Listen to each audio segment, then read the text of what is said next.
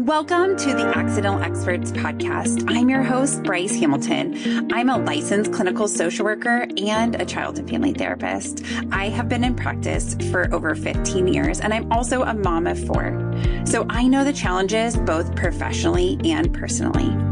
I'm so glad that you're here today to grow your parenting toolbox. Please come as you are and be ready to learn. My goal is to make you the accidental expert so that you can raise healthy humans. Hi guys, welcome back. We're so glad you're with us today. So today we're going to talk to Dr. Megan Loeb. She is a pediatrician in Kansas City and she works for Loeb Pediatrics and she owns her own practice and she has been a pediatrician for over 19 years and she is a wealth of information and also just an amazing human. I don't know if you meet people in your life where you're just like, you are such a great person. Megan is one of those people for me. And she's going to break down neurodivergence and help us understand what it is, what we mean when we're saying that, and also how to support people in our community. So with that, let's get to Megan. Thank you. It's so good to be here. I'm so glad you're here. So we're going to be talking about neurodivergence today, because I think this is a word that gets kind of like thrown around and we may not really understand what it's encompassing. And so I think parents would appreciate having this word kind of broken down. So let's start by talking about what does neurodivergence mean? Yeah. So when you think about neurodivergence, you break it down into kind of the words that it is, neurologic and divergence. And so what that means is in that individual, there's a difference in the functioning and the structure of their brain that's different than what we would call typical. Yeah, that makes sense. And so we also have a term that people will say is neurotypical. So what does neurotypical mean? Yeah. So a neurotypical individual is somebody that is developing or has developed along a way that we would consider typical in kind of our developmental and societal norms. Yeah. So it's expected, right? Like they're meeting the milestones. Exactly. Yeah. Okay. Exactly. Like they're doing what we kind of expect and anticipate as we learn, as we grow, all of those things. Yeah. Okay. Can we talk about what some of the diagnoses might be that would fall under neurodivergence? Totally. And this has changed over time. And this is something I'm learning about too, is that we used to really apply this term just to individuals who have autism.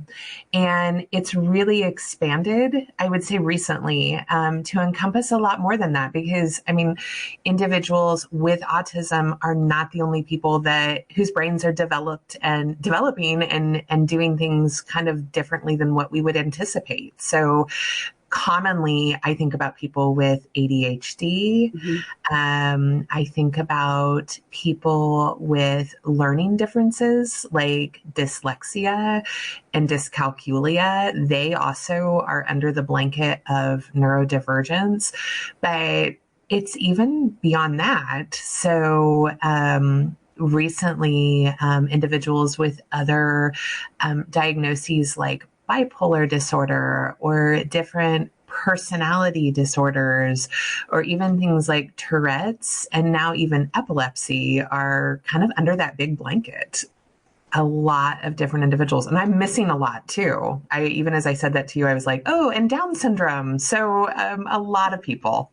Yeah. So it's actually such a big category, or like more of a blanket term that we're using to talk about your brain, if you are neurodivergent or you have a child that's neurodivergent, is just processing things a little bit differently than we would expect in a lot of different ways. Exactly. Do you think that in your mind, like this neurodivergence is a disability? Is that how we're thinking about it? I think that's a really complicated question, and I think it could be answered a lot of different ways. So to keep it simple and short, I would say yes, a no. You think about the term disability, and I think throughout history, we think of that as a really negative term, right? Like you're doing something wrong, and that's not what it is. It's just your abilities are different. Mm-hmm. So in that terminology, yeah, neurodivergence is a disability. But when we think about disability in the way that maybe we thought about it previously, not necessarily. It's, Mm-hmm. hey, your brain does things differently, but that doesn't mean your brain does things wrong. Your brain does things right. It's just not in the way that every other neurotypical person might be used to. Yeah. Well, and I think disability is like one of those things, like in my practice, I find that when parents are asking me about like getting accommodations for their kid, and I'm like, if we have to name it something, a disability, in order to get access to the services that we need for our kid to be supported and successful, I'm like, let's call it whatever we need to call it in Mhm. order to get that done.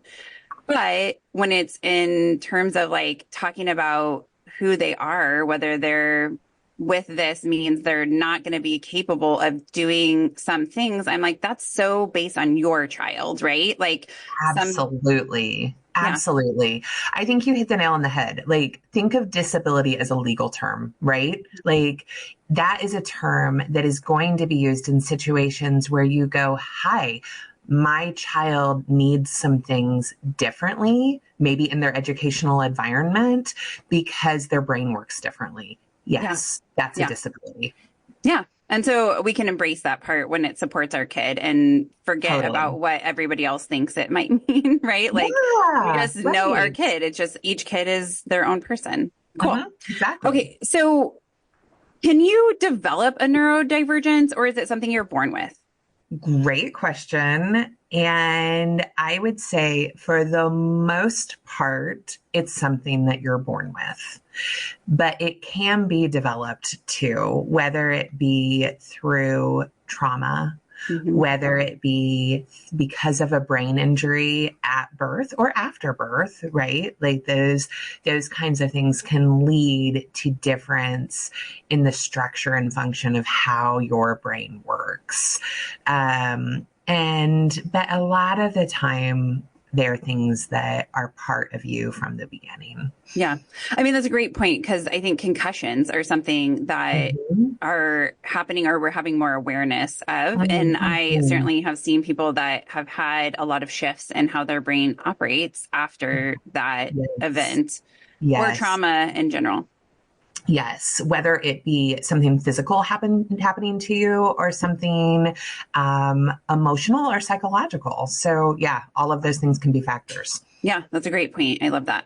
Okay, so what do you think is important for people to know about neurodivergence? Like, what do you want them to kind of take away from this conversation we're having about naming neurodivergence?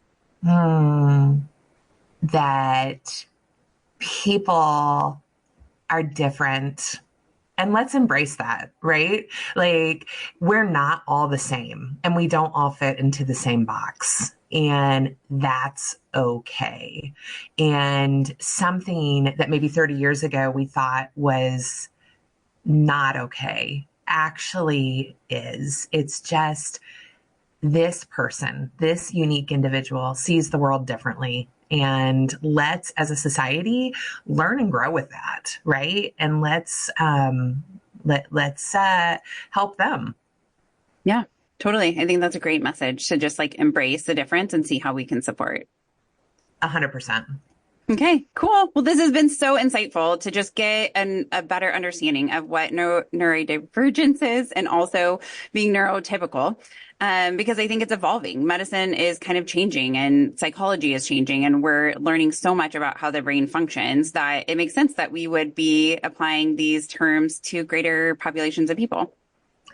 Absolutely. And this is ongoing. And I think we are all learning and growing too. I can speak for my field. There's been a lot that has happened in the last 10 years to help us grow in our knowledge of what neurodivergence is. But So it's ongoing more than anything else. Yeah, us too. Yep. Well, thank you so much for your time today. It's been so great to hear your thoughts on this. Absolutely. It was great talking to you too, Bryce. Thank you so much again, Megan, for all of your thoughts and wisdom on this topic of neurodiversity. I don't really have anything to add because I think she did such an amazing job of presenting this. But I think just the idea that like we're all different and we all need different supports. And that's one of the beautiful things about life. If you like what we're providing, if you like our episodes and topics, please like and subscribe to us. Follow us on Facebook and Instagram and YouTube. And if you want to send topic requests, we're loving all the topic requests. Hit us up at accidentalexperts@gmail.com. Thank you so much and have a fantastic day. Some words from our legal team.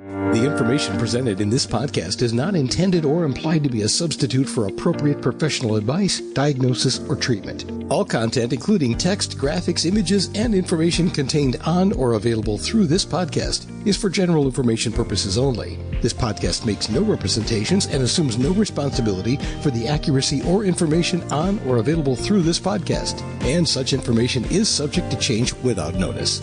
You are encouraged to confirm any information obtained through this program with other sources and review all information regarding any condition or treatment with the appropriate professionals. What we're saying is, yes, I am a real therapist, but I'm not your therapist.